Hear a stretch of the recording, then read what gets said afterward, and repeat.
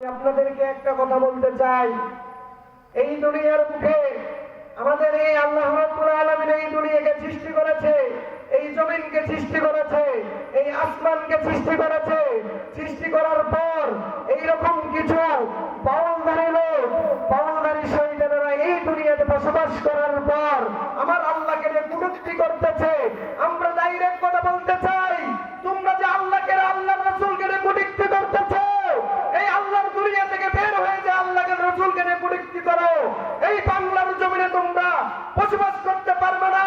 বসবাস করলেও আল্লাহ রাসূলকে নিয়ে, আল্লাহকে নিয়ে কটূক্তি করতে পারবে না।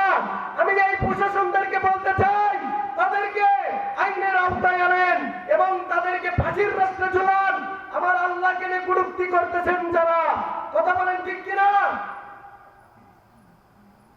ও দুনিয়ার মুসলমান, দেখেন, যেই আল্লাহ এই দুনিয়াকে সৃষ্টি করেছে,